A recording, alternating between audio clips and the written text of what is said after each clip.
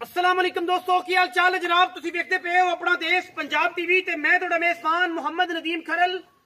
सब तो पहले अपने चैनल को करना है सब्सक्राइब ते बेल आइकन ते क्लिक करना है अच्छी ते बेहतरीन वीडियो दा नोटिफिकेशन हमेशा की तरह वीरां भरावां ते सज्जनां नूं मिलदा रहे अल्लाह दे फजल करम नाल। वीरां वास्ते एक नीली दा बेहतरीन और नायाब हीरा लेके हाजिर होए हैं। बलोच ब्लड लाइन है, बलोचां दे घर दी जनाब मझ है। नीली दा खूबसूरत और बेहतरीन आउट क्लास हीरा है।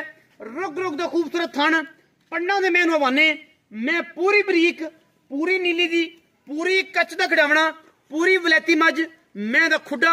मैं दा पुट्ठा ते मैं दियां हड्डियां डाका हजारां मई दे विचों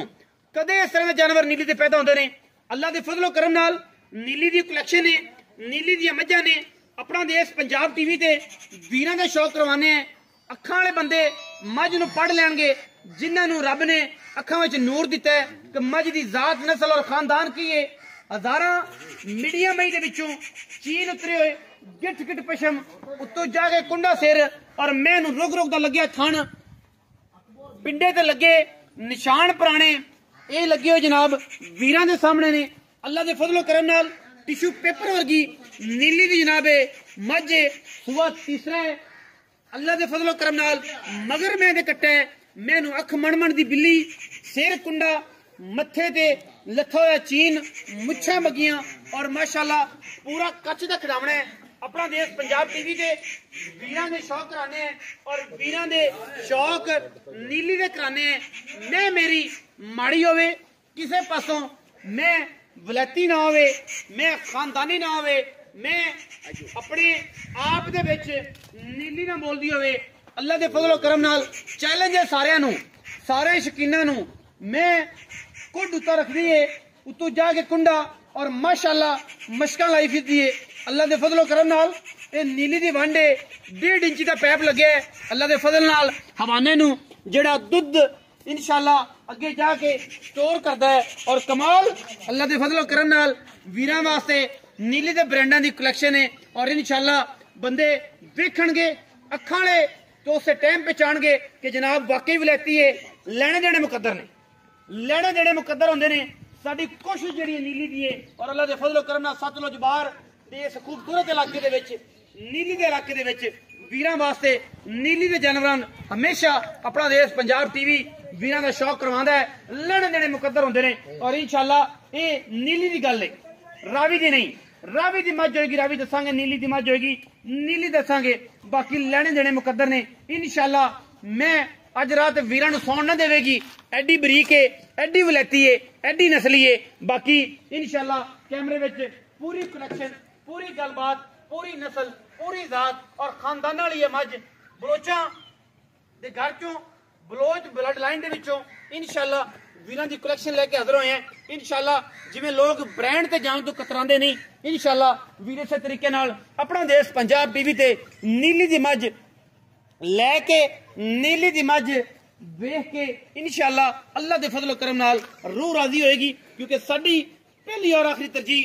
नीली दी होंदी है। सतलुज बार दे वलैती मझां दी होंदी है कच्च दे खड़ावणे दी होंदी है टिश्यू पेपर वर्गे जिस्म और मलमल दी कुर्ती वर्गे जनाब इन्हां दे बदन नीली दी मझां दे इंशाअल्लाह वीरां वास्ते कोशिश और कावश अच्छी होंदी है। बाकी हर चीज कैमरे तुसीं वेख लईए तसल्ली असीं करा दित्ती है। मैं नूं चाचा अकबर सरदार अकबर बलोच ये जनाब तोड़ के विखाओ जी। उस बाद ये गल्लां सारियां दोनों भरावां नाल होणगियां कोई भी खलोंदा वीडियो ते सरदार अकबर बलोच खाना दे खान ने जनाब बलोच बाकी लेने देने मुकद्दर ने। मैं दी जात नस्ल और खानदान इंशाअल्लाह कैमरे दी निगाह च पूरी तसल्ली ने दिखाया जाएगा। मैं मगरों 4 फुट चौड़ी है अगों मैं कट्टी है नीली लवर जेड़े ने ओ मैनू वेख लैणगे बातां सिर्फ नीली दियां गल्लां सिर्फ नीली दियां इंशाअल्लाह। मैं सिर चक के बंदे वाले वेंदी है ते बंदे नूं खा जांदी है कुछ मैनू माशाअल्लाह उच्चा रख के सिंह दे विच ए जेनवन नीली दे किना दो तीन नस्लां दे विच आया है। बाकी अल्लाह दे फजलो करम नाल मैं अगर वलैती ना होवे कोई बंदा शिकारी मैं कट देवे मैं बैठा मैं गल दा जवाब देंगा सारे शौकीनां नूं और सारे नीली लवर्स नूं जेड़े ब्लैक गोल्ड नूं पहचानदे ने काले सोने नूं पहचानदे ने। मैं सिर चक के वेखे शिकारी दी जान ना निकल जावे कि मझ दा बच्चा है बाकी ते हर गल समझ बुझ नाल है। और अजकल इंशाअल्लाह सारियां नूं ही समझ आ रही है कि नीली दा की हिसाब किताब है पीढ़ियां दे पावे वर्गे मरले मरले दी खूबसूरत वंड दे ये जनाब नीली दी खूबसूरत मझ दे थण लगे ने और माशाअल्लाह ये ब्रांड है गल्लां बाती लोग करदे ने मैं बिल्कुल वलैती और प्योर नीली दी मगर कट्टा जी विखाओ जी मझ बच्चा विखाओ ए बच्चा जी तकरीबन 10-11 दिनों की मझ 12 दिनों की सूई होनी है मालिक सारी गल्लां करेगा सरदार अकबर खान बलोच ये जनाब इंशाअल्लाह बलोच ब्लड लाइन चो अल्लाह दे फजलो करम नाल इंशाअल्लाह इन्हां दे घर दी मझ है और चंगी है सुथरी है बलोचा कोलों आण के जनाब चाचा अकबर भी आ जावे तू भी आ जा कोई गल नहीं तुसीं दो भरा जे तुहाडा दोवां दा काम है ते किहड़ी गल होंदे घर दी मझ तू खलोगे किहड़ी गल दो मैं तो बड़ा औखा मैनूं जिवें बंदे फड़ांदे नहीं करके हुण गल होवेगी अस्सलाम वालेकुम जी